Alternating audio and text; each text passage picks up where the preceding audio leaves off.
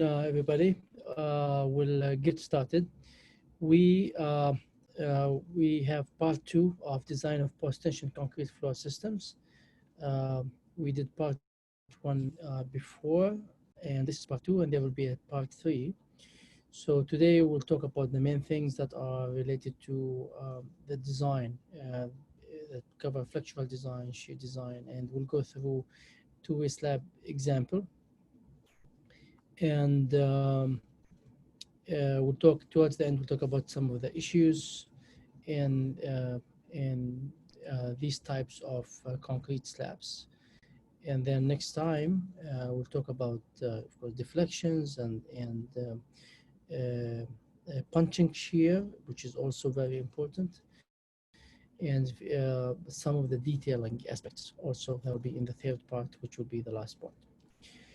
Okay, so today we'll start with post-tension losses. So there are different types of losses.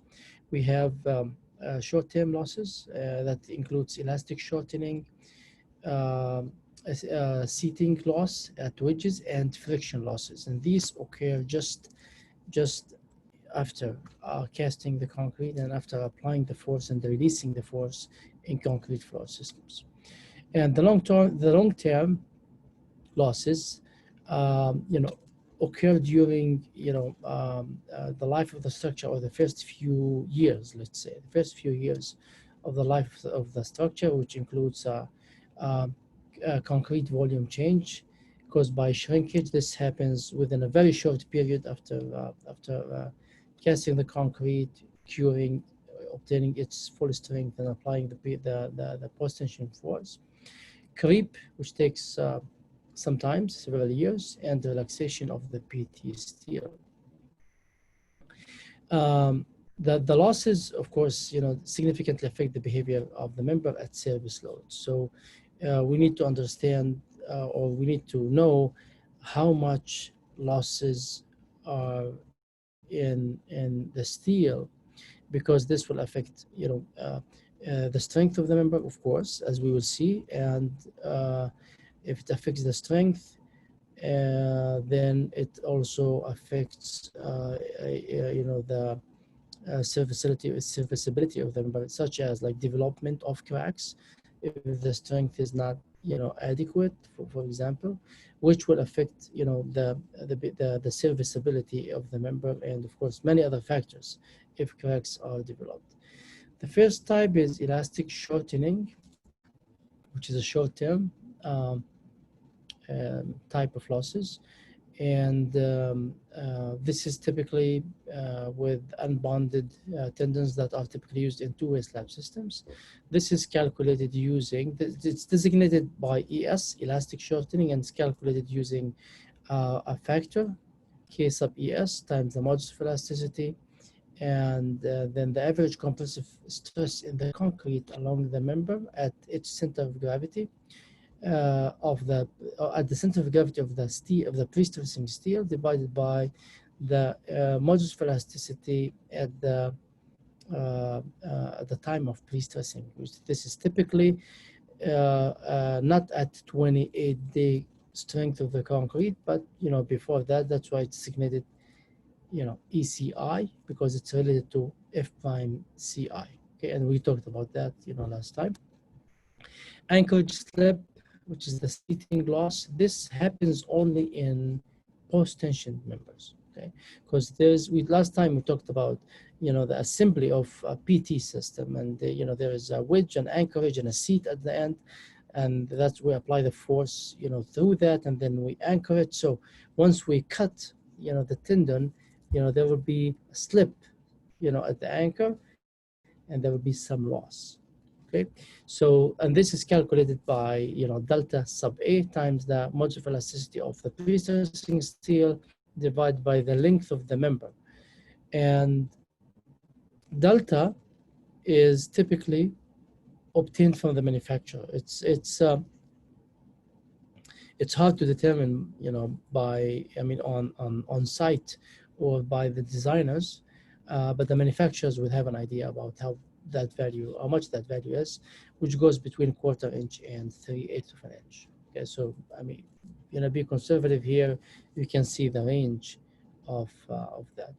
And then we have friction losses, which happens also in post-tension members, and this is caused, between the tendon and the duct. Okay, so this is calculated. The force along the cable is calculated, using this equation, which is px. So it's a function of x, which is at a x distance along the member. Okay, and is related to the P sub s, that's the pre-stressing force, and other factors, that are typically given for the type of pre-stressing steel that we are using, and of course Lx, which is the length along the member. Okay.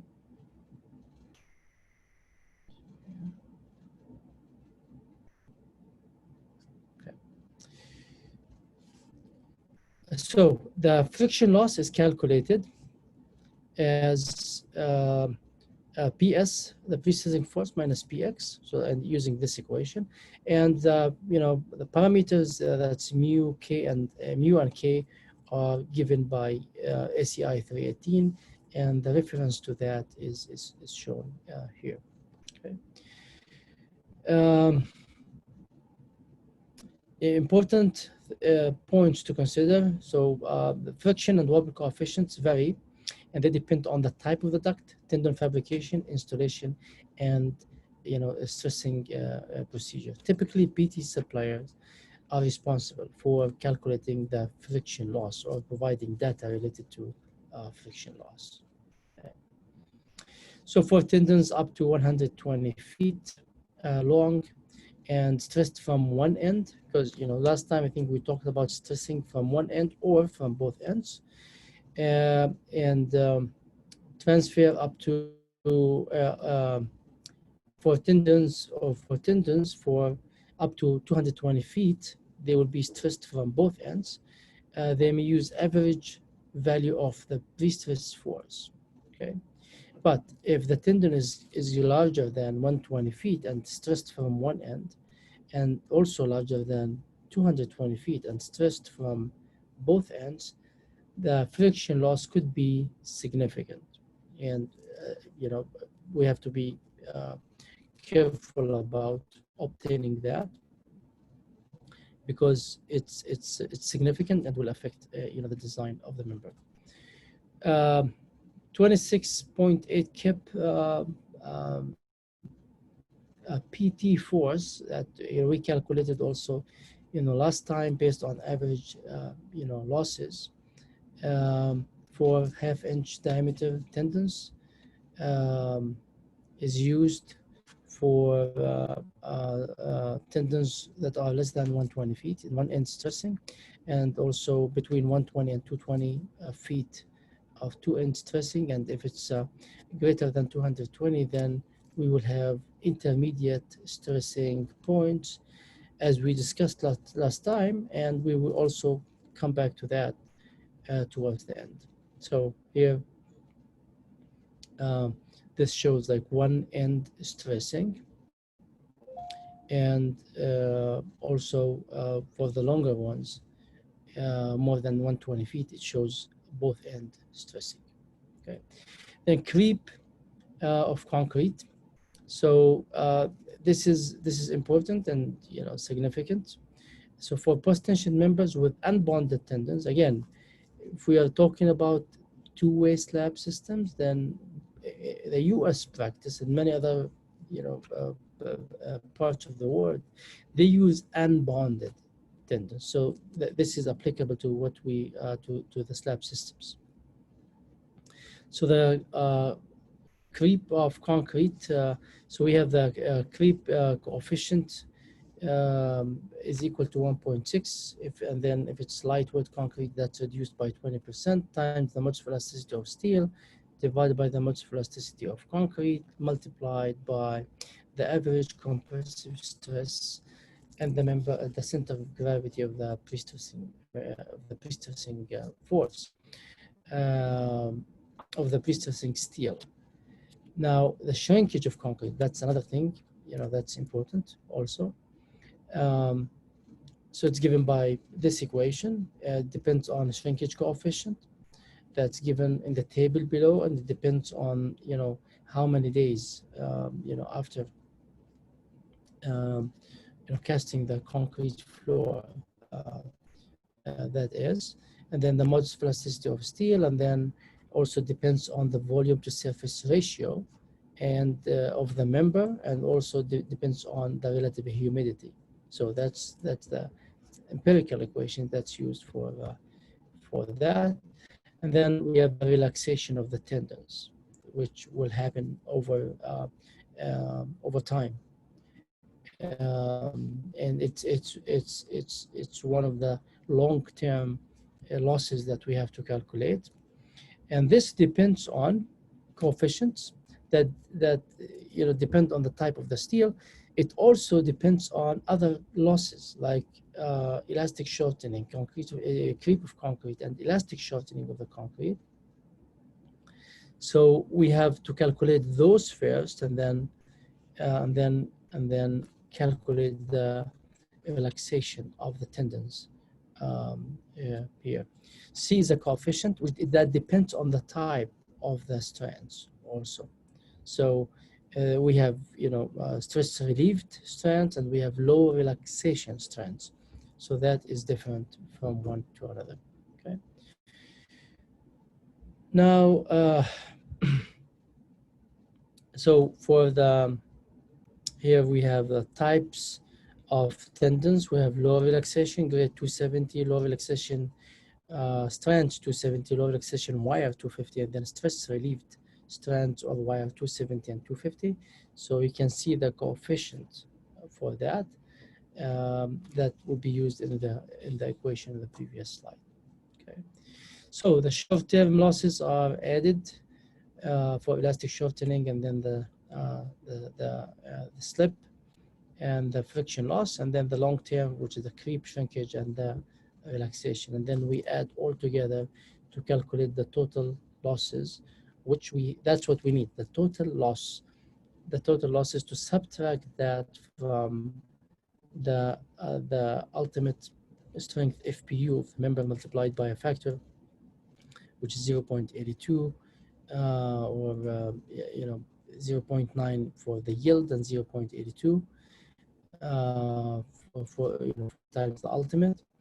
And we discussed these also last time. And then obtain the effective. So we use the total pre-stress loss to calculate the effective pre-stress force. Because in calculating the capacity of the member, we would need the effective pre-stress force, and we will calculate. We will come to that, and we'll calculate it. Some lump sum losses. Now, since 1983, SCI started not recommending lump sum losses. So we have to calculate the different types of losses and add them together, just like we discussed. Okay. Now, AASHTO for, you know, bridges, and PTI, the post-tension manual, the post-tension institute, and the PTI manual, they are still okay with using lump sum losses. So roughly for pre-tension members, like post-tension members, we use 35 KSI. For post-tension members, 25 KSI. So for PT, one that we are discussing is typically less than, you know, post-tension. Okay. And also depends on the type of the member. So here, for example, for slabs, we have, for slabs, we versus beams and joists, we have approximate pre-stress loss values given here: 3,000 psi, 35,000 psi, and that's for stress relief 270 K strands and stress relief 240 K wire.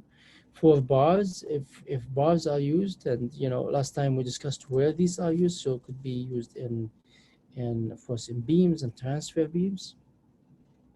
We have 2,000 psi versus 2,500, and for low relaxation 15 versus 20,000. So as you can see, lower relaxation, you can see it's significantly less than the stress relief ones. Okay, now let's look at so the values that we just showed, they do not include friction losses and anchor seating loss. Okay. Now for an example for the losses, here calculate the average pre-stress force furnished by half-inch diameter strand after losses. So this is from 318 section 20.3.2.5.1. The tensile stress in the steel shall not exceed the following. So immediately after transfer, this is 0.82 F sub PY, but not greater than 0.74 F sub PU. Okay, so this is, we talked about this if you look at the notes from last time. So if we calculate these stresses here, we have 199.3 KSI and then 199.8 KSI. So we use the smaller one. So the yield here it controls. So the force provided by half-inch diameter is calculated as the area of the pre-stressing steel, that's APS, times the effective force, F sub E. Okay, so we have here, so that's effective force is, if we assume 25 KSI in total loss. So we use the 199.3 minus 25, we have 174.3 KSI. This is the effective pre-stress force. Multiply that by the area, we will have 26.8 kips. Okay, so that's the value that we showed before. Okay, this is the effective pre-stress force in one in half-inch diameter strand.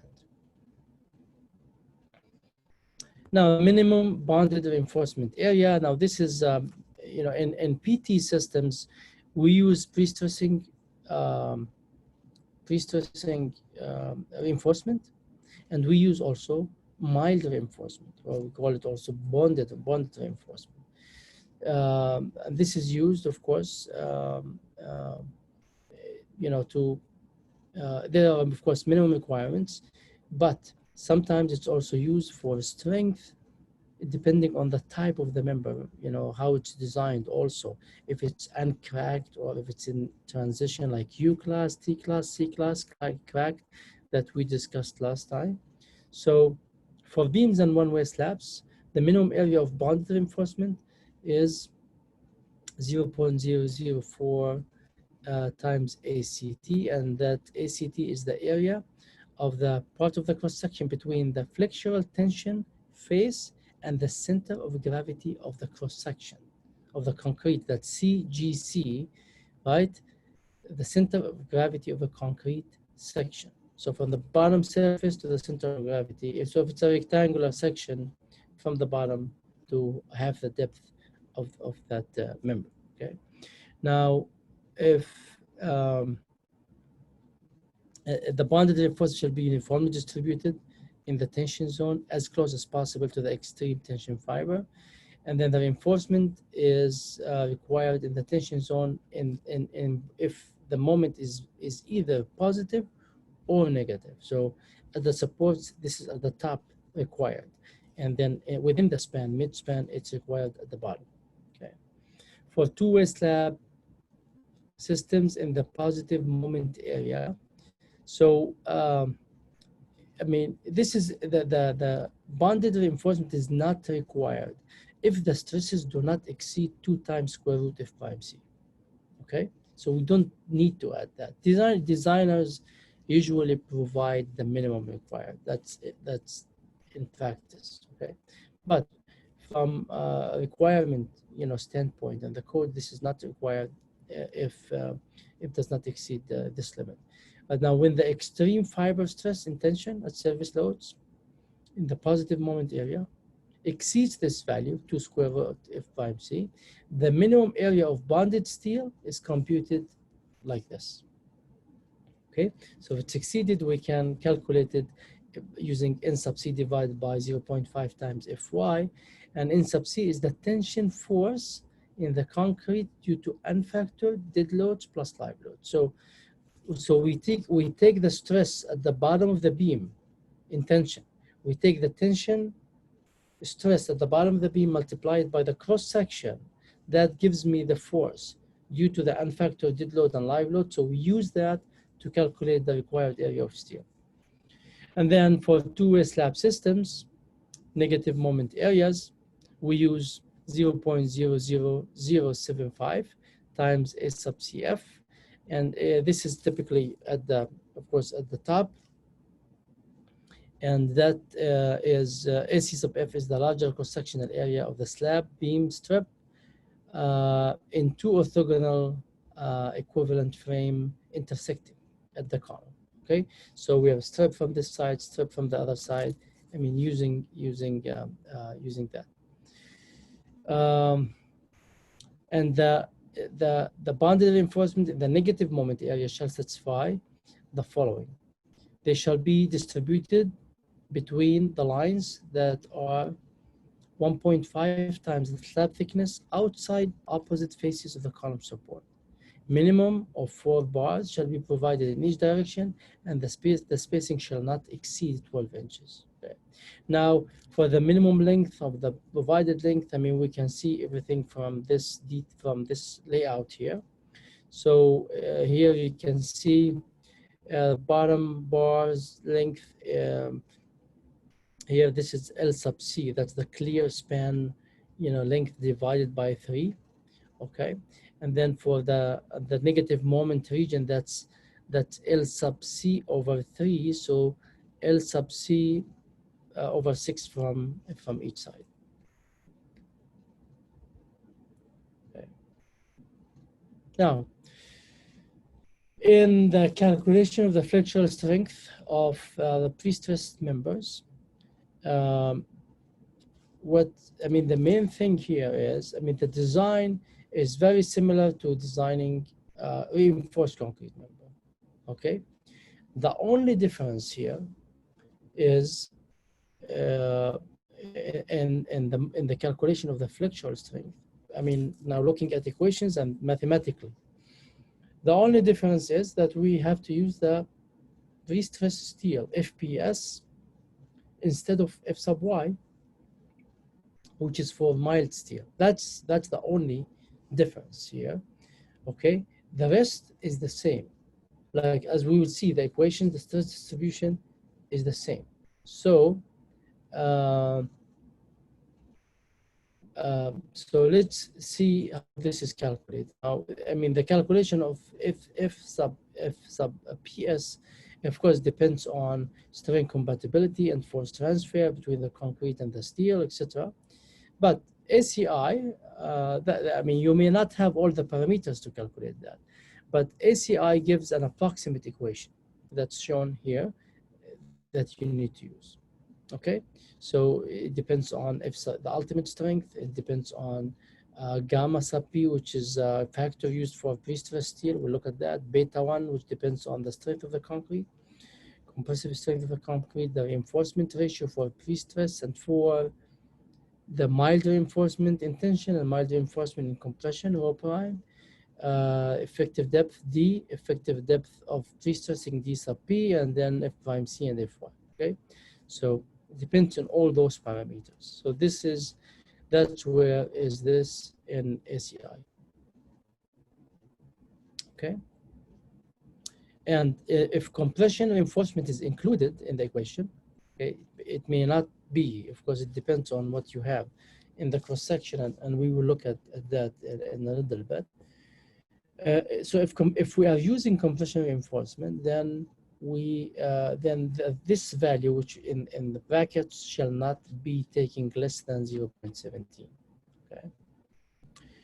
So we talked about the gamma sub P factors. So this is given here. Again, depends on the type of the pre-stressing steel and the ratio of the yield strength to the ultimate strength of the pre-stressing steel. Okay. Beta 1, you know this from reinforced concrete. It depends on the concrete stress, the concrete compressive strength, F prime C. Okay, so here you have these also from ACI in this table. Okay, and beta 1 also is given here. Same as you know from reinforced concrete. If it's 4,000 psi, that's what we know typically use. You know, for reinforced concrete, mostly 0.85, and then if it's 5,000, 0.8, 6,000, 0.75. So here we have to be careful because in PT slabs, typically we use minimum 3,000, minimum 5,000. Okay, and then yeah, the rho sub P, that's the reinforcement ratio of pre-stressing steel. So that's A sub PS divided by B times dP. Okay. Now, the challenging part here is, if we calculate FPS, then we can calculate the strength of the member using what we know from reinforced concrete. So here we are giving the equations for F sub PS, which is equal to the effective stress F sub SE plus 10,000 plus F prime C divided by 100 times the reinforcement ratio of pre-stressing. This is used mostly for beams where L over D is greater or equal to 35. And then for slabs, we use the equation below it, which is for L over D that's typically greater than 35. And that's typically what we use for slabs. So L over D typically in the range of 45, 48, something like that. And it shall not be greater than the values that are shown here. Okay, so these are the upper limits for that. So everything is shown in this table of ACI. Okay, so here is defined as F sub SE is the effective stress in pre-stressing steel. And now you look at the equation, MN equation. I mean, you are familiar with this equation. Okay, in reinforced concrete, this is AS times F sub Y times D minus A over 2. Okay, so here we're changing A sub S with APS and F sub Y with F sub PS and D with DP. Okay, that's what we are doing. So if you look at the strain and the stress diagram, this is what we have been doing in reinforced concrete all the time, right? So in the tension, we have APS times FPS.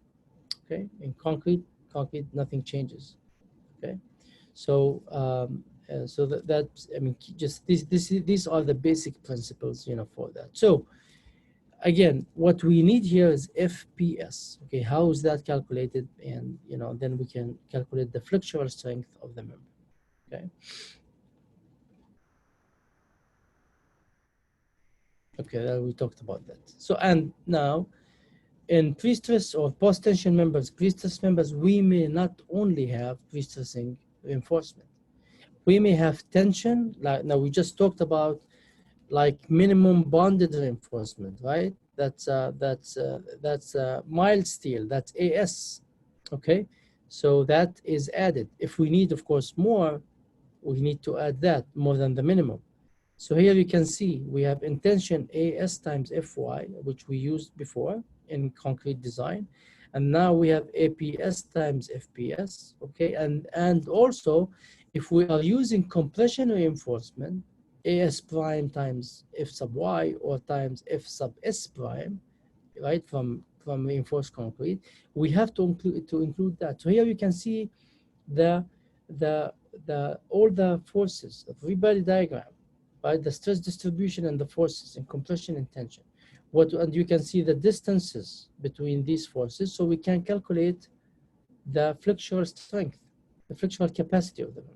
Okay, so using the same concept. So the equation Mn above is actually taking the moment at at one point and calculating that and calculating the moment for each force that is shown here. Okay. Okay. We look at a quick example here on computation of flexural strength of pre-stress member.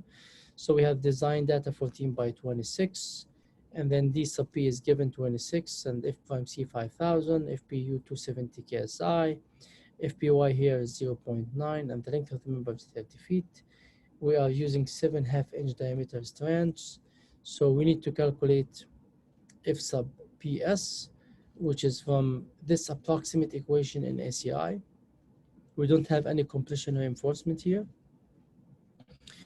So gamma sub P is 0.28 for low relaxation strands, and beta 1 is 0.8. And then rho for the pre-stressing, rho sub P is calculated here. That's the reinforcement ratio for the pre-stressing steel. So we calculate F sub PS, so we have 253 KSI, okay? Now we can calculate the depth of the compression block, APS times FPS divided by 0.85 B times F prime C. We have 5.3 inches. We substitute in this simple equation. APS FPS times DP minus A over 2, we get the capacity. This is very, again, the only difference here is FPS. Everything else is from concrete design. Okay. Now, so that's MN, we have 460 kip foot. Now we need to calculate phi, right? So here we have to be careful, of course, because we have a compression force into the member. So we need to check the strains and the depth of the compression block to see what phi to use. Is it typically for slabs and beams, we get 0.9 for phi, okay? Now, is it the same? That depends on the strains, right? On the strains and also in the depth of the compression block, right? So here from this section, so we have C over dP. C is A divided by beta 1. So that's the value comes to be 0.288. This is less than 0.375. So this is tension controlled, we use 0.9. Okay, that's what we would expect typically for flexural members like beams and slabs. Okay, so phi mn can be calculated as shown. Okay, and then this is unbounded tendons, L over D. Now we know the span, and then we know the depth of the member. That's less than 35, so we can calculate FPS from this equation. So FSE is 0.8. Okay, now we can calculate, of course, accurately, right? Before we used an estimated equation. So we calculate FPS knowing F sub SE, so that comes to be 209 KSI. Again, calculate A, this comes to be 3.76. We can calculate here M sub N, 394, and then the design capacity is 375 kip foot. Okay, and so here we have, of course, we have an unbounded case and bonded case. We have two different things here for the bonded case and unbonded case. So you can see, the difference here in the capacities. Typically, so in the bonded case, we have 460 kip foot. This is multiplied by 0.9. We have 414 kip foot. For the unbonded case, we have 375 kip foot. So typically, we get less capacity with unbonded tendons. Okay, just keep that in mind. That's how typically is for slabs and beams. Okay, and bonded. And bonded is typically used in beams and certain applications that we talked about last time, and also in transfer girders. Okay.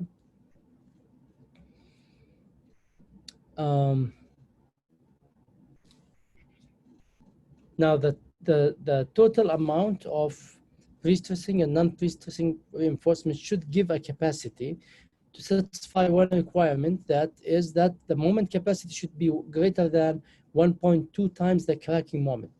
Okay, and the cracking moment depends on the modulus of rupture, F sub r. Now, this is the cracking moment equation that's given in ACI, depends on the modulus of rupture, the effective pre-stress force, the section modulus, to the tension zone, and the effective pre-stress moment, F sub E times the eccentricity. So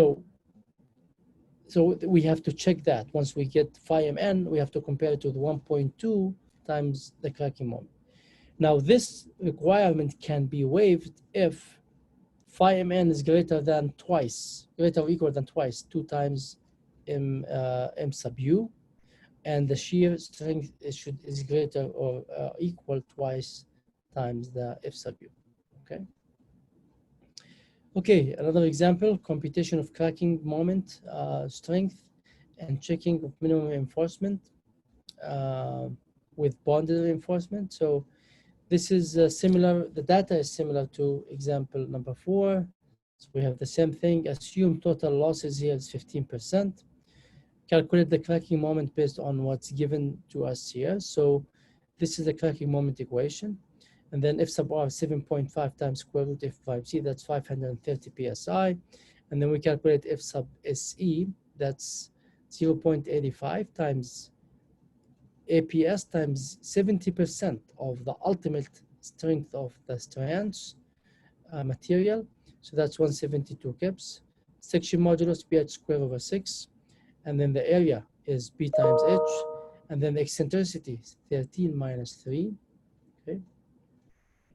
That's 26, the total depth, 13 is half. And then the distance to the location of the strands is 3 inches, 10 inches.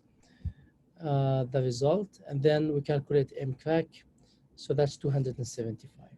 Okay, so we compare the ultimate. I'm sorry, we compare the design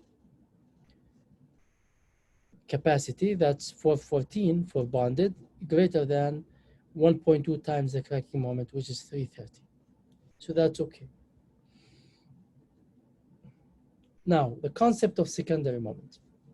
So secondary moment is something that we don't see in reinforced concrete, and it's a result of the pre-stressing force. Okay, so we are applying tension, we are applying tension to these cables, they will apply compression to the concrete. So they will apply a force, and typically we have profiles, so they have components, upward, downward, depends on the direction.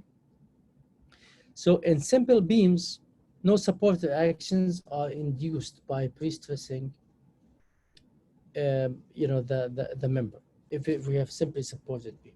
Okay. However, in continuous structures, we do have that. We do have reactions created at the supports as a result of pre-stressing. Okay, and we'll take a look at that in a minute. So here we have two moments. We have the primary moment, and we have the secondary moment. Okay, the primary moment is due to the pre-stressing force. So the pre-stress force times the eccentricity from the center of gravity of the concrete, that's the primary moment. And the secondary moment is the one that results is due to the force that's created at the reactions. Okay, now this could be significant. Saying it's a secondary moment does not mean that it's small or it's not important. No, it's just a terminology, but this is very important and we have to consider that. Okay, so the resulting moment is primary moment plus secondary moment. Secondary moment, they are designated as M1 and M2 respectively. So M1 is F times E, the pre-stress force times the eccentricity, and the secondary moment is calculated after we do the analysis.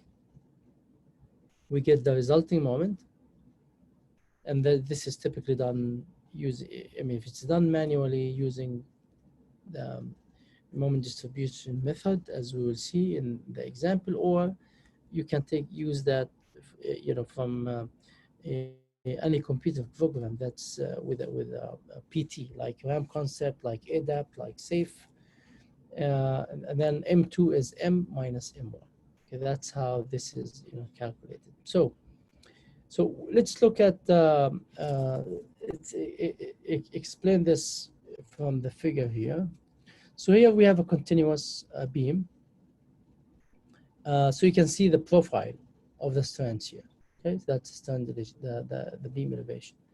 So what happens here is that the pre-stressing force at the support will try to push the beam up. Okay, and the support will try to hold it down, keep it in place.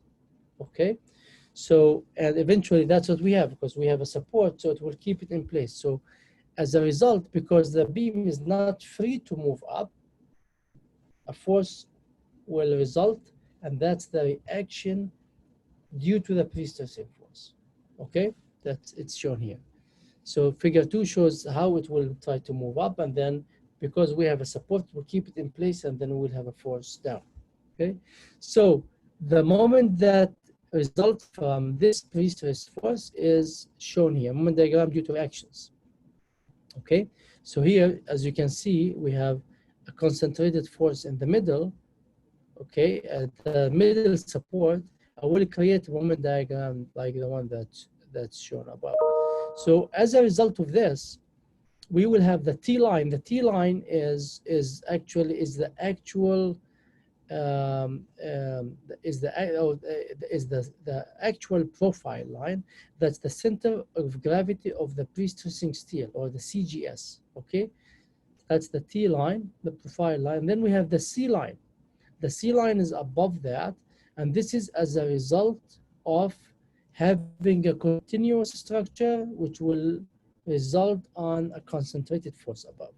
Okay, so there's a difference between them, and the difference is calculated as such, is as m divided by T. Okay, so in a simply supported beam, both lines will be at the same location. That's the difference between a continuous and the simple. Okay, so this shows okay, the steps for computing the secondary moments. We can explain this from the figure here. So initially we have the moment due to the pre-stressing. That's M1 is equal to Fe times E1. So this is simple. I mean, it's simple to calculate. We know the eccentricity, we know F. The eccentricity, of course, changes because of the profile. Here you can see that, right? So that's F times E1. That's the original. E1 is the original profile. That's the center of gravity of steel line. So we plot the moment diagram due to that, okay? And then we plot the shear diagram as a result of this, okay? We derive this from that, derive the shear diagram from the moment diagram. And then, so just like having a load and then draw shear diagram, moment diagram, now we do the opposite, okay? We do it, backwards. We do the moment diagram, shear diagram, and then we have the force here. So this gives us the force. That's the force that's created upward due to the pre-stressing force, okay? And of course, in the last span here to the right, because we have a different profile, so we have a concentrated load up if it's a hard profile, not a parabolic profile. So then from this force up, we can calculate. So we calculated this force, then we can calculate, and due to, of course, its continuity, we can calculate M2 like that. The moment diagram from this distributed distributed load and concentrated load. Okay. Okay. The analysis methods. We have different methods. We have simple frame method. We have equivalent frame method, and then we have the finite element method, and that's the dominant. This is the dominant now, and of course in practice, because computer programs are based on the finite element method. Okay, So simple frame method, this is really by having a strip, as you can see here, and use that part of the slab with the columns and analyze that frame. Just simple frame method, okay? And this is done for every strip, of course. If all the steps are similar, you have to do it once. If they are different, then you have to change that. Equivalent frame method. That's I think you know this from reinforced concrete also. It depends again on on the strip. So it's similar to the simple frame method. So you take a frame and then you idealize it. So you take the design, that's the design strip, that we had, and then you try to make the columns on a straight line, and then the areas they would depend on the spans. You idealize it, like this. So this is again also similar to reinforced concrete. And then you have the finite element method, which is actually, that's what's used for in computer programs for designing PT. So it depends on the stresses. We apply also the, the tendons, the PT, and calculate the stresses, and it also checks the design for us, the need for mild reinforcement, etc. Okay. Okay, let's look at go through the steps. Okay, I mean this is a long example but it shows you how to design a two-way PT slab system. Okay, so we will go we'll go through the steps, but I think just for the sake of time, you can sit and go through the steps and the calculations carefully. To just to see how things are done, or if you are checking a computer program model, just take a take a strip and just like what's shown here, right? Take a strip like that, and you can check it, following the steps that are shown here. Okay, if the results, of course, do not make sense in a computer program, or if you are doing this for the first time, I strongly recommend that. If you are doing it for the first time, do not rely on the computer, because you cannot make sense of the results. Okay, so you can use the computer but verify it. So we have the data here given for the concrete, for the steel, for the mild steel, and then this is a residential floor. Live load is 40 psf, partition load 15, and then miscellaneous load is 5 psf. Spans and column locations as shown. The cover is 3/4 of an inch, and then concrete cover at end spans is 1.5 inch. That's required for fire requirements. And then the calculations. The first step is establish the slab thickness. So if you are designing, you don't know anything, right? So you're starting from the slab thickness. So this is from the PTI manual, and I think we talked about that last time, towards the end of the lecture last time. The PTI manual, we have a table that gives you the span to depth ratio for different types of structures. So for two-way slab systems, we have 45. So we know the span, 26 feet, and then we get 6.9 inches minimum. So we use 7 inches. Okay. So here you can see these are the column dimensions. Story height is 9 feet. Column dimensions 1 feet at the end, 1 feet 8 inches in the interior columns, and then we have 7-inch slab thickness. Okay, and then calculate the loading. So we have now the thickness. We can calculate the slab weight. The superimposed dead load is 20 psf. The total dead load is calculated as 108 psf, and then the live load is 40. And it's reducible, right? It's residential floor with 40 psf. This can be reduced per IBC or AC7. So for spans 1 and 3, we can, use the alternate IBC. Of course, has two methods, and for live load reduction. So this is the alternate method. It depends on the tributary area, and the ratio that's shown here is, which is 8%.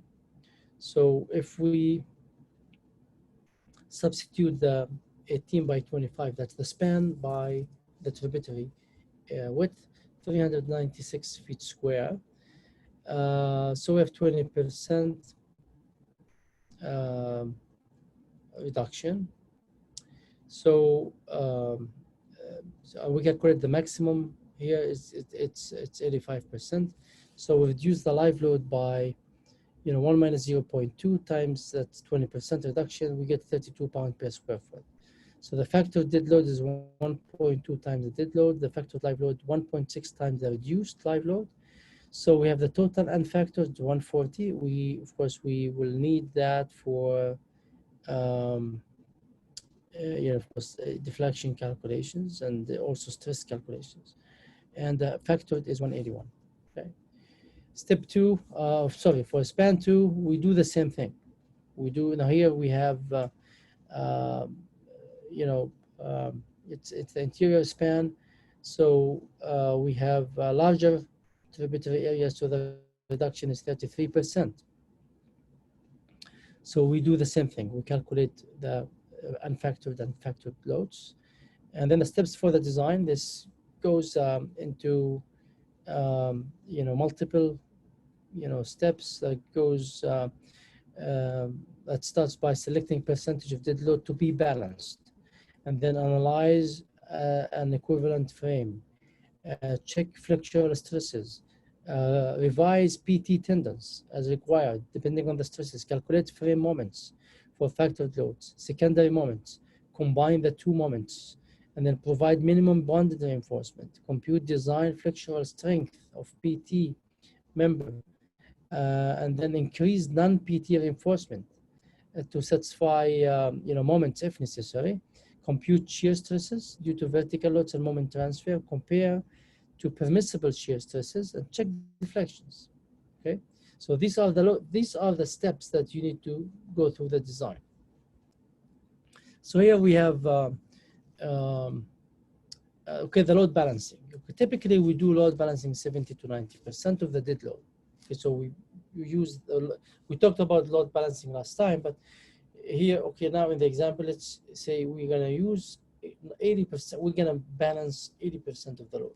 Okay, so the maximum tendon sag is 5 inches in span 2. Then we can calculate the effective the force required for balancing 80% of the dead load is 14.2 kip per linear foot. Everything is known here.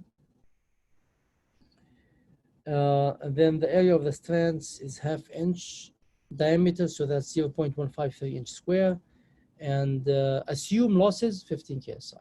Okay, so the effective force is calculated here. Okay, and it will be 26.6 kips.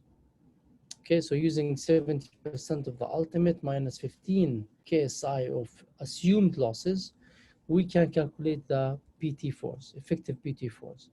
Now, if we know the effective PT force, we can calculate the number of strands required. Okay, so the width of the strip is 22 feet times 14.2 kip per feet for the force required to balance the 80% of the dead load, divided by the force, the effective force of PT. This will give me the number required. So we need 12 tendons in the 22 feet span. So the effective force is 12 times 26.6 divided by 22. We have 14.5 kip per linear foot. Okay. Then we calculate the compression force in the concrete. That's Fe divided by A. That's 0.173 KSI. Okay. So for the effective pre-stress force, 14.5 kip per linear foot, we can calculate how much load has been balanced. Okay, using the load balance equation that we talked about last time and used in the previous slide. So just reverse the equation. We have 0.072 KSF, or 72 pound per square foot. Okay. Now, if we want to use the same balanced load in all spans, we can calculate what's required. Now, what is the A distance of the tendons to you have 80% or 72 pound per square foot balanced dead load? Okay, so we can calculate A again from the same equation. We know now the balanced load, 72 PSF. So we get 2.4 inches. And then we can calculate now the profile. If we know A, we can calculate the profile. So the mid-span center of gravity of steel is 3.5 plus 6 divided by 2 minus 2.4 that we calculated here. It gives me, this value, okay? So the actual balanced load in span 1 and 3 is 71 pounds per square foot. So in span 2, we have 72. Now we calculated A to have the same thing. So we checked that, we have 71 PSF. Okay. And then the tendon profile, we just calculated that here. Now we need to see the net load due to the net load on the member. So this is the total unfactored load minus the balanced load. Okay, so the total load is 140 pounds per square foot minus the balance 71 pounds per square foot. So we have the net load is 69 pounds per square foot. Okay, in span 1 and 3, in span 2, 63 pounds per square foot. So see, instead of designing a reinforced concrete member for 140, now we have pre-stress force with a balanced load. We need to design it for a net load equal to 69 pounds per square foot. And the same thing for span 2. Instead of 135, we designed for 63. So here, this shows the tendon profile based on what was calculated. So in span 2, we started with 5 inches, and then we calculated what we need for span 1 and 3. Okay. Okay, now for the analysis now, the equivalent frame, using the equivalent frame properties. Now, if you are using a computer program, you don't have to do that, but you can verify that. If the computer program using equivalent frame method, which there are programs use that, so you can calculate that. So the procedure here is the same as reinforced concrete. There's nothing different. Okay, by calculating the stiffnesses. Okay, those are available in many structural analysis books, and they are also available in the approximate method in the PTI manual. K sub C is 4 EI divided by L minus 2H, and the moment of inertia. L sub C is column height, H is slab thickness. And we know the exterior column dimensions, we know the interior column dimensions. So we calculate the properties to calculate the stiffness, the column stiffness. Okay, we calculate that. I'm just gonna walk you through that. This is, again, this is equivalent frame method, calculations. And you can go through the numbers in detail. Okay, and the K sub C, the C values, they are available in ACI 318 and PTI manual, and then also the torsional stiffness. K sub T is also given by that equation. For the exterior columns, we do the same thing, and then the exterior equivalent column stiffness is calculated using the torsional stiffness and the column stiffness using this equation.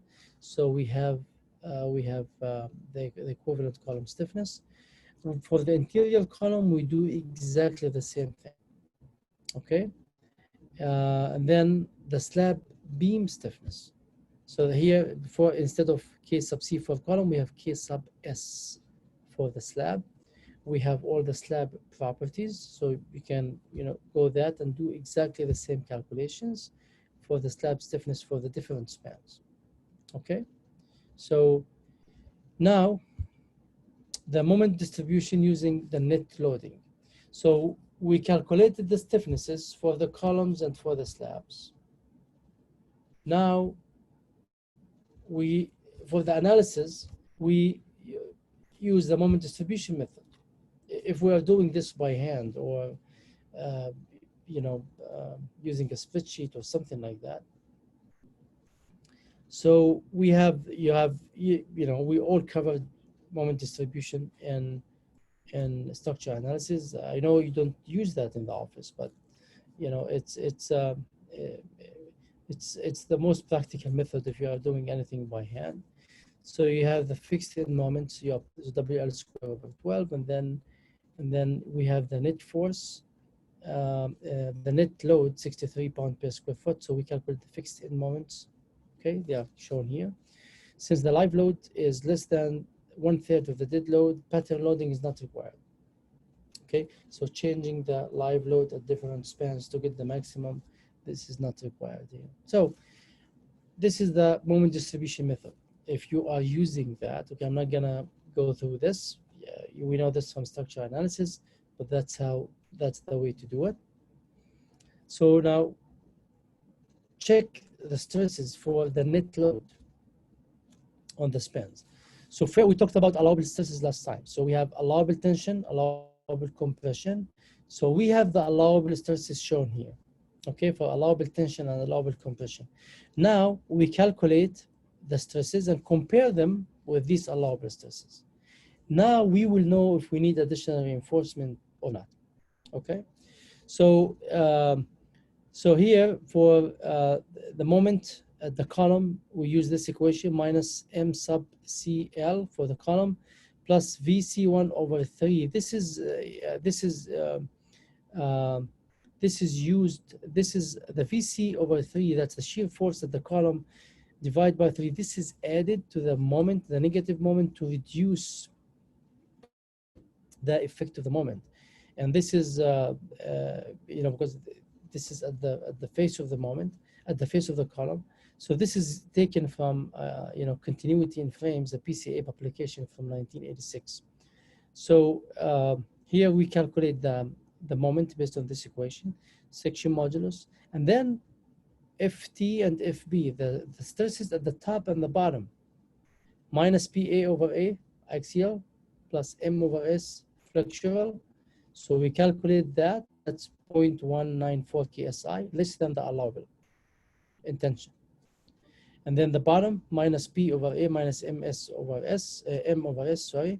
So we calculate that, that's minus 0.54 KSI. That's less than the allowable of 3 KSI in compression, okay? And then stresses at mid-span, we do the same thing. We calculate the moments, and then we calculate the stresses, and they come to be okay also, okay? We talked about the 2 times square root F prime C today. That limit, if whether we need bonded reinforcement or not, we check that. We don't need that. It's not required. Okay.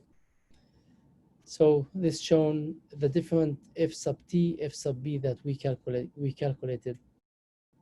That we just calculated. Okay. Okay. Deflections. Now deflections. Okay. Here you have a slab.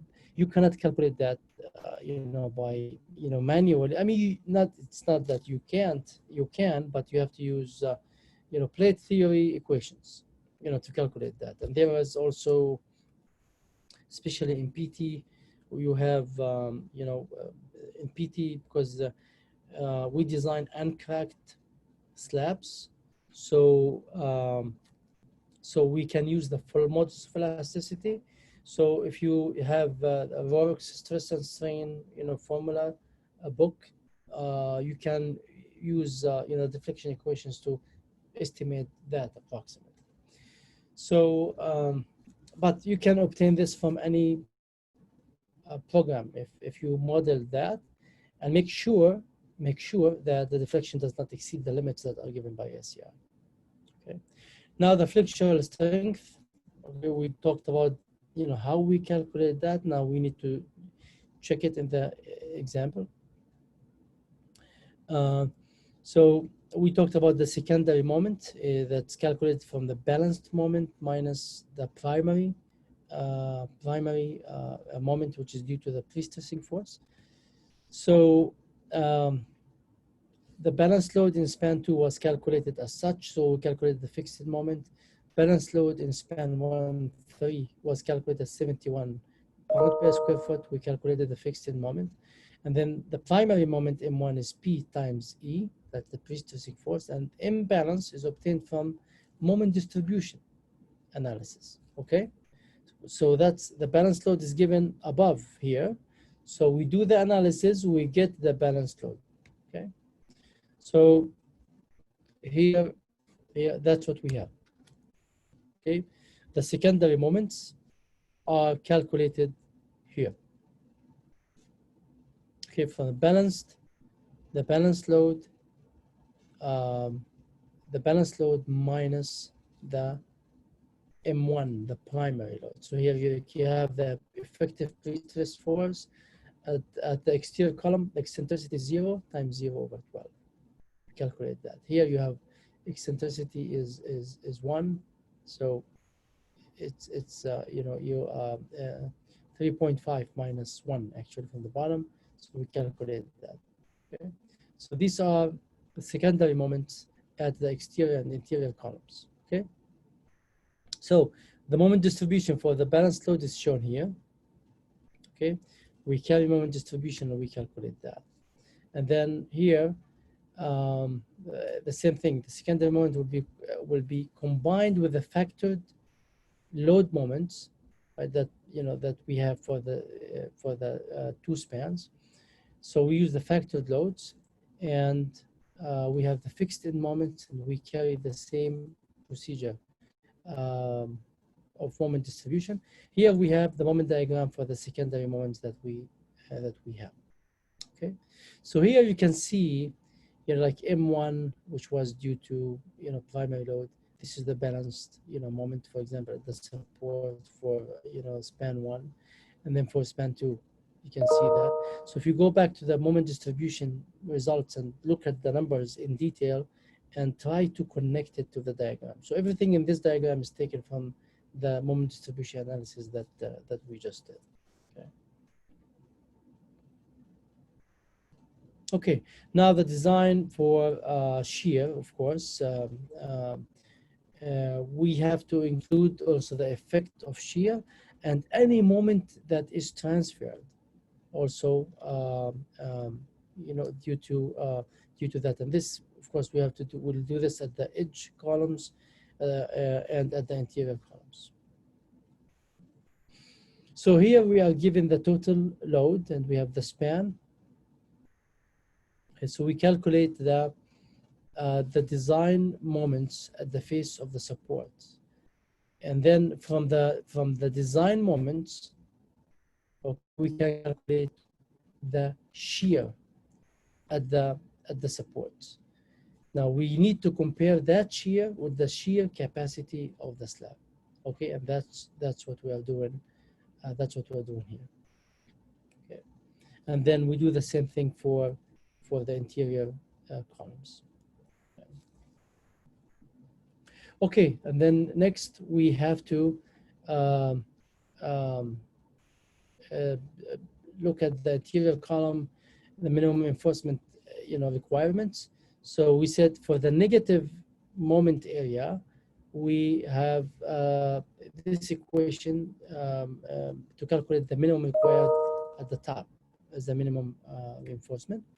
So we calculate this. This comes to be 1.39 inch square approximately. So we use 7 number 4 bars spaced at 6 inches. Okay, so that's 6 inch times 6 spaces times 6 inches, that's 3 feet.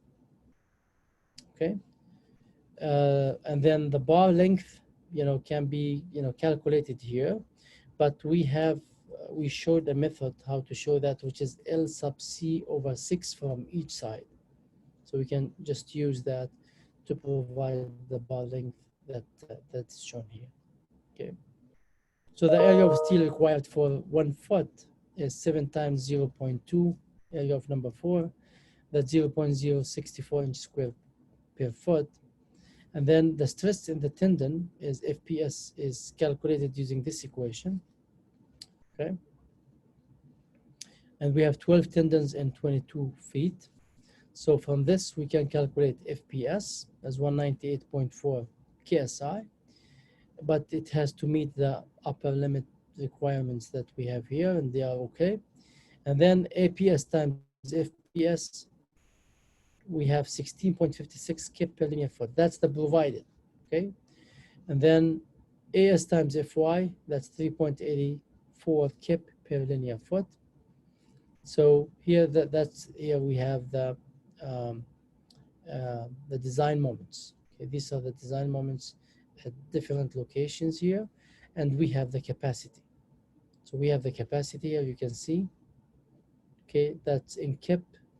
This is the capacity per foot in negative, and this is the capacity per foot in positive. Okay, so this is calculated from here. So we have now APS, we have AS, we have everything. We can calculate the depth of the compression block. Okay, and that comes to be 0.4 inches. So we calculate C, 0.47, beta 1 is 0.8, and the concrete is 5,000 PSI. So now the capacity comes to be, the negative moment, the capacity comes to be higher than what's required. In a case like this, we can do momentary distribution, okay, to reduce, to reduce the reinforcement that's provided.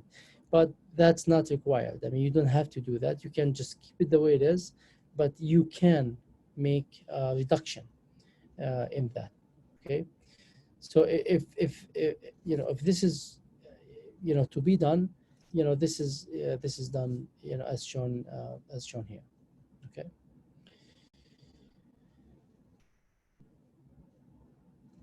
Okay, so for the positive moment in span 2, we check the stress. It's less than 2 square root if FIMC. No bonded reinforcement is required in the positive zone. The capacity at mid span for span 2, again, APS times FPS. It's calculated. A is calculated as from that, and then C over DT.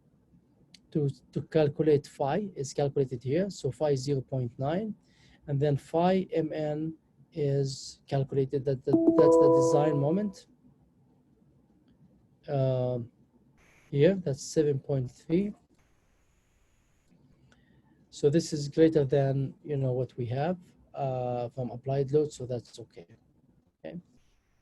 And then the same thing here for span 1.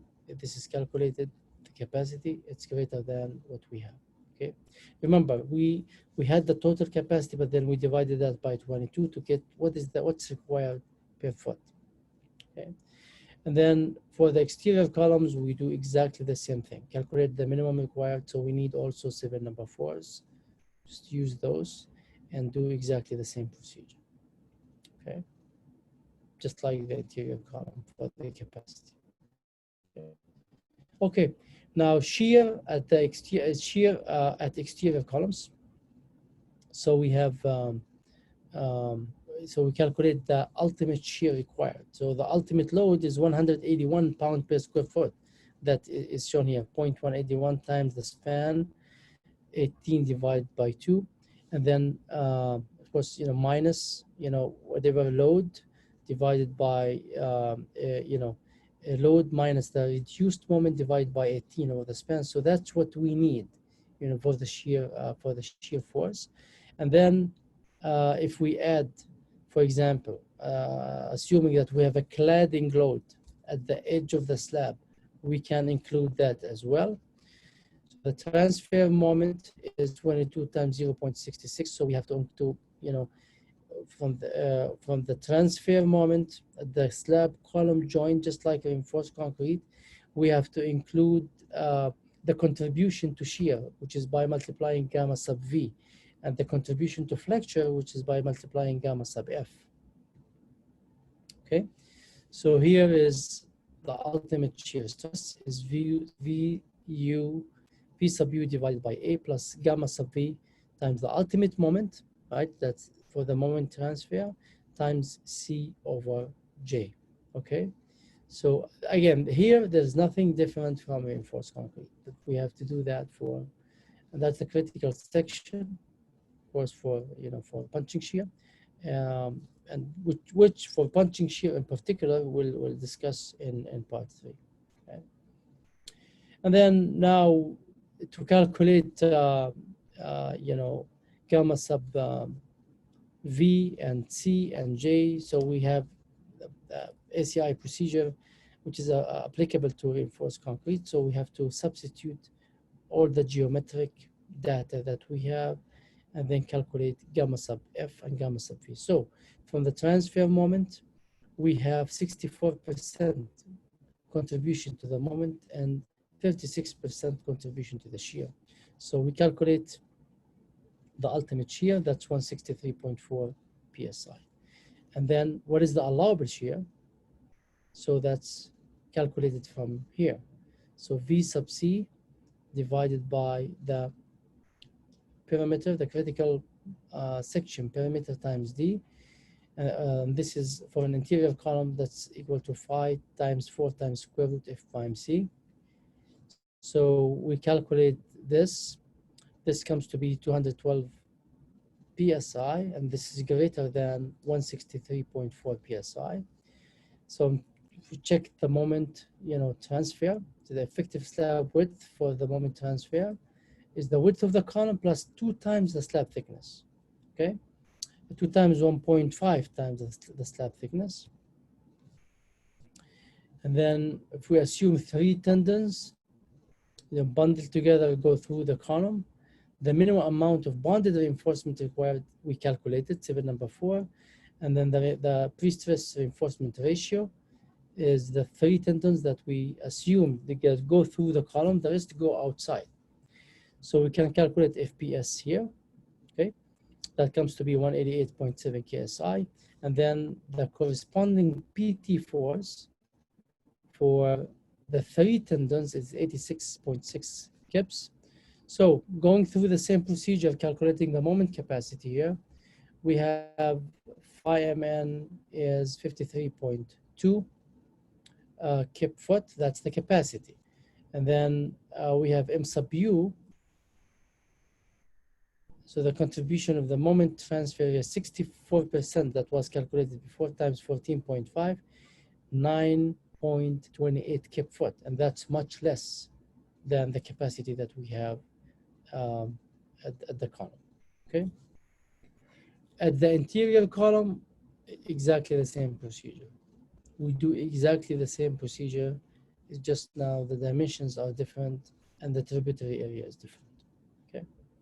So this is the same. You can go through that, with accurately with the numbers. Okay. Now, now additional, reinforcement, could be added, at the slab edges. I mean, this, of course, is required because we have, high force applied, at the end, typically due to the application of the pre-stress force. So this reinforcement, will help significantly in reducing any cracks that may develop here. Also, this is a slab, so it's a diaphragm, so we have to design that. So we have to add, we may need, that reinforcement at the edges also as a diaphragm reinforcement. Okay, shear design of pre-stress members.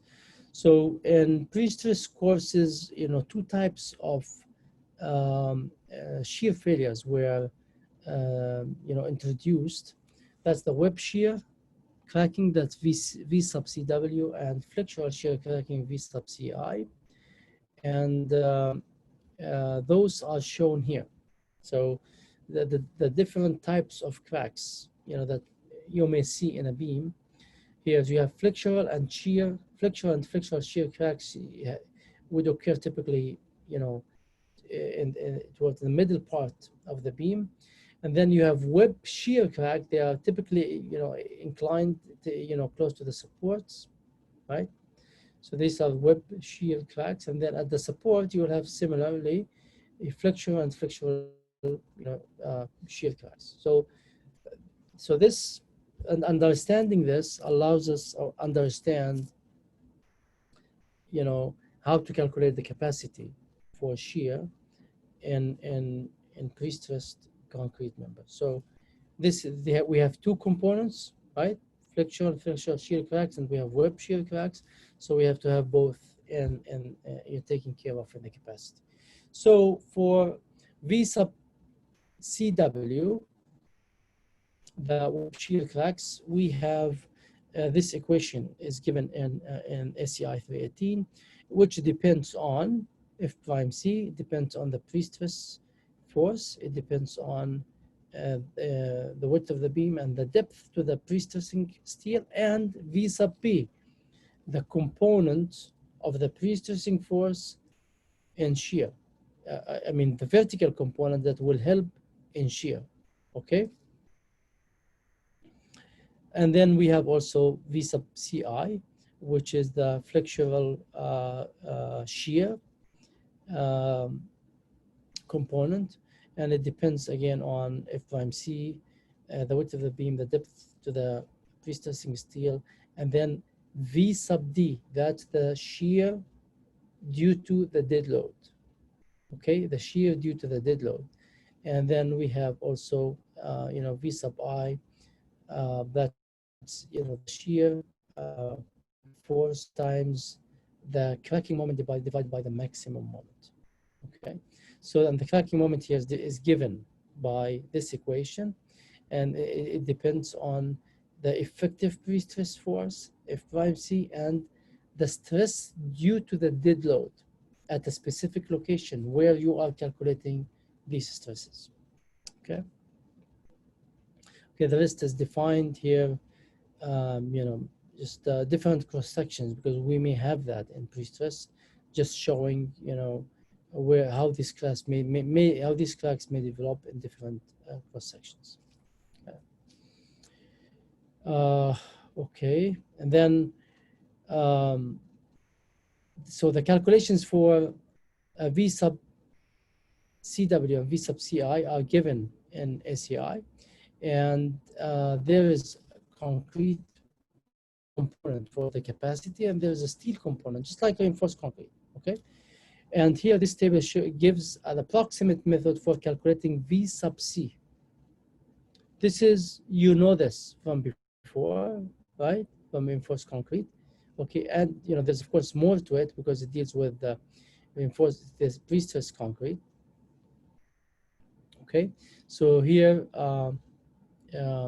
this is the detailed method actually. That depends also on the moment that's given.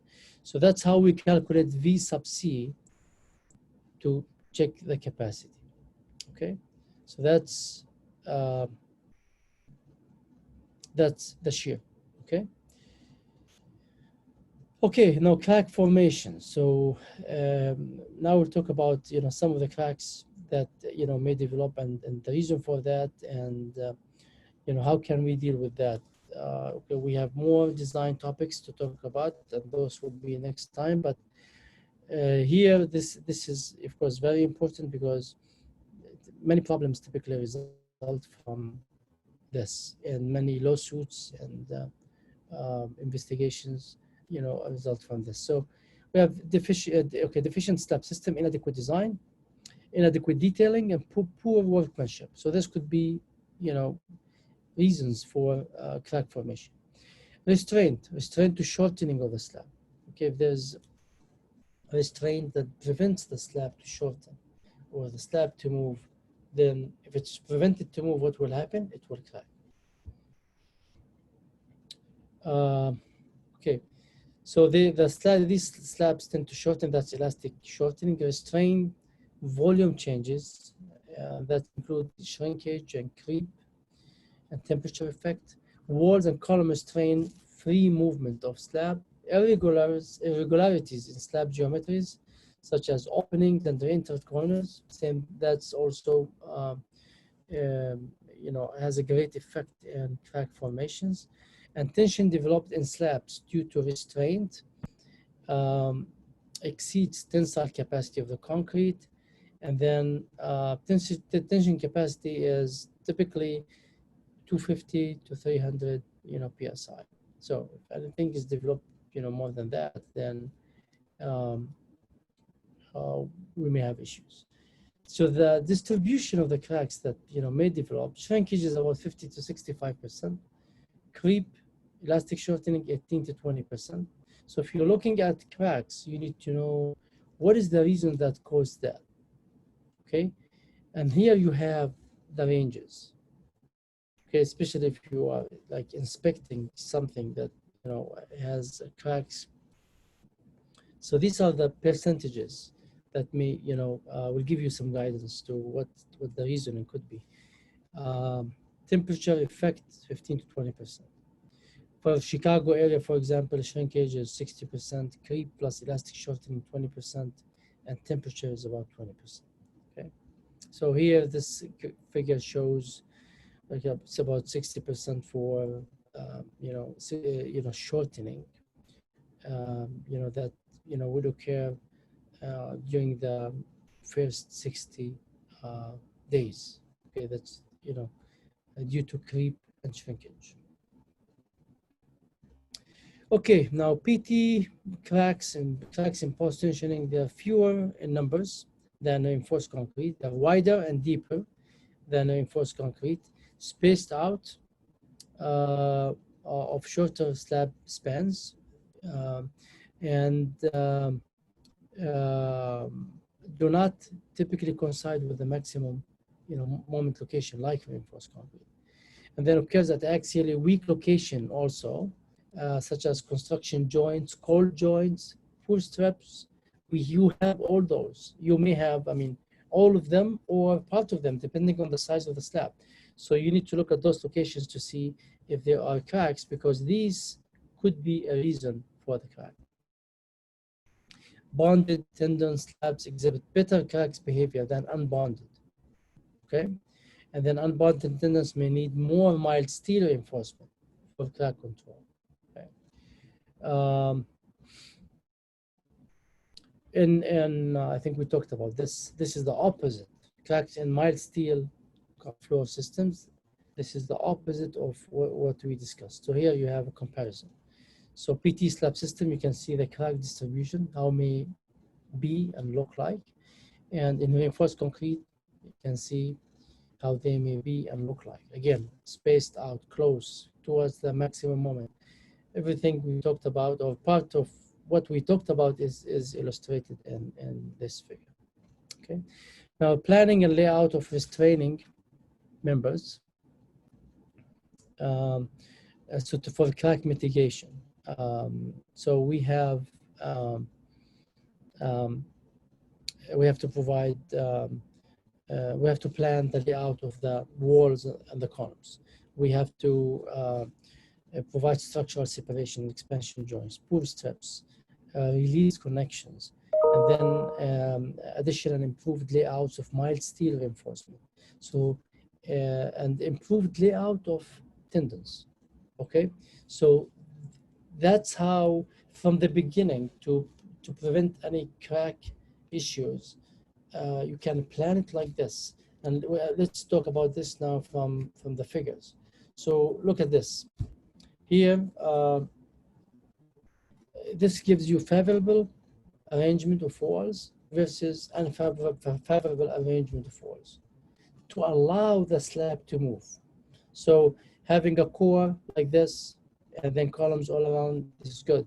Having wall distribution like that, this is good. Having walls at the corners like that, but there's nothing in the middle, that's not good. Having an arrangement like this, that's not good. Okay. Expansion joints and structural separations and expansion joints. Introduce separation joints or expansion joints for irregular geometries. Wherever you have changes in the geometries, intra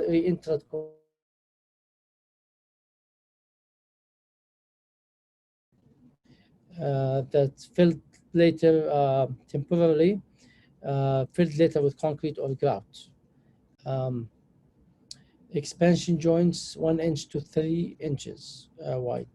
It's permanent flexible material installed in the joint and run through the vertical support element, edge columns, and designed to be serviceable through the life of the structure. So here you have some examples. So here you have changes in the geometry. So you have structural separation here. Okay, so you have, look, shear wall distribution like this, shear wall distribution like this. That's favorable arrangement, and you have a separation between them. This is from the site that shows the separation, how this is done. And this is at elevator cores. Okay, at elevator cores we have walls, so you can provide isolation. These will prevent the movement, of course, so you can provide isolations here as shown at these locations here in the middle, like that. Pour strips or closure strips, normally 30 to 36 inches wide, left open for about 60 days and account for about 60% of the total shortening after 60 days. So you can look at those, so you can look through these requirements, but these are the pour strips. So, so here you have, pour strip like that. So this is the slab from this side, that's the slab from that side. So here you apply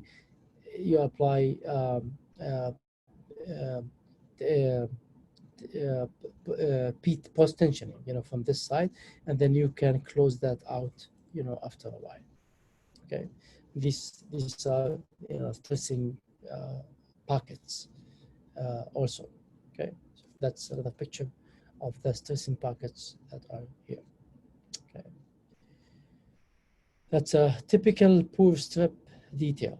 Okay, what reinforcement should be there, how you provide it on the drawings.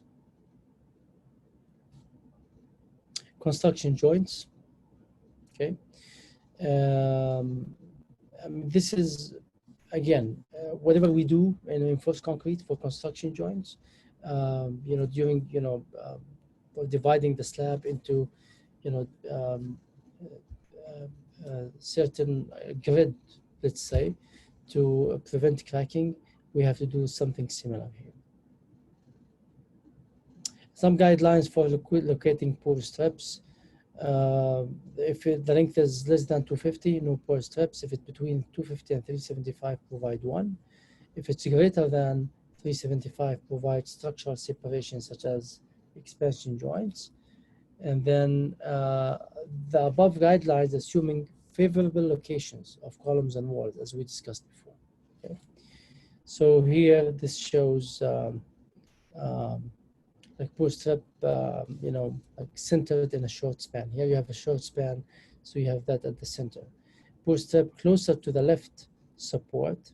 Here, for example, if you have longer spans, like for example 30 feet versus 18, and then here you have a wider, pour strip here. So, and then the released connections. So not providing fixity, will allow, the structure to move and will prevent a crack. Like this, for example. Okay, this is wall slab release detail. Okay, so here you can see. So you release the stress accumulation at that end. Okay, so this will help in preventing cracks. That's another option, of doing that, and that's another way, of doing that. Non-shrinking grout, and here you have smooth trowel, and here the same thing. You have column release detail here. Okay, same thing.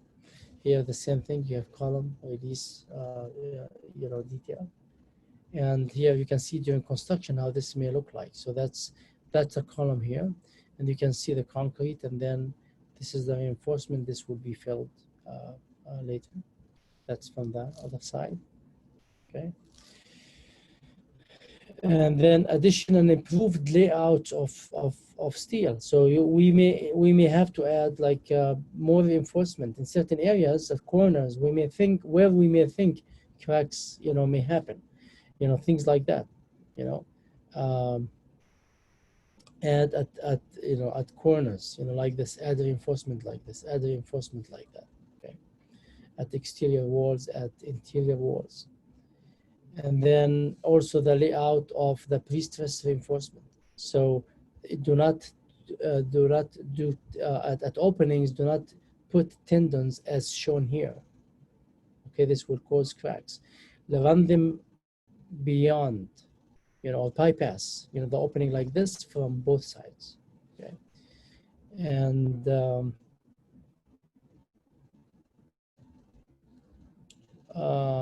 okay, all these, these are the advantages that talk about um, providing the layout of the reinforcement as such. And then crack treatment, if there is no movement expected or desired, use epoxy injection. Okay, movement expected and cannot be avoided, use flexible sealant. Okay, so that concludes today part 2 of this course. Next time we have part 3. We'll talk about deflections, we'll talk about punching shear, and we'll talk about also some of the construction issues, just like the cracks issues that we talked about right now, which is field issues. So we'll talk about that next time. If there are any questions, feel free to ask. You can also email me, and we'll take it from there. Okay.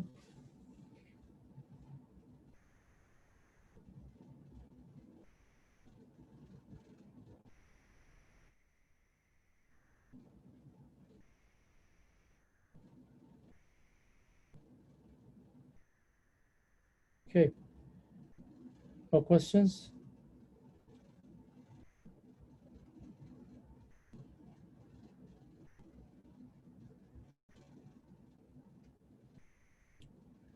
Okay, if there are no questions, thank you very much for, let's see.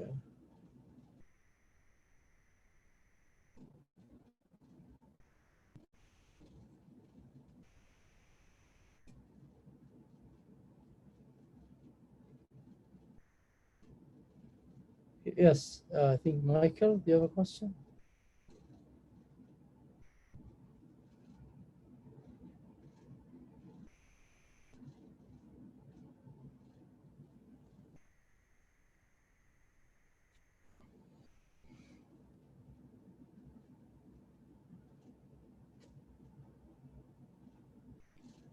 Yes, any questions?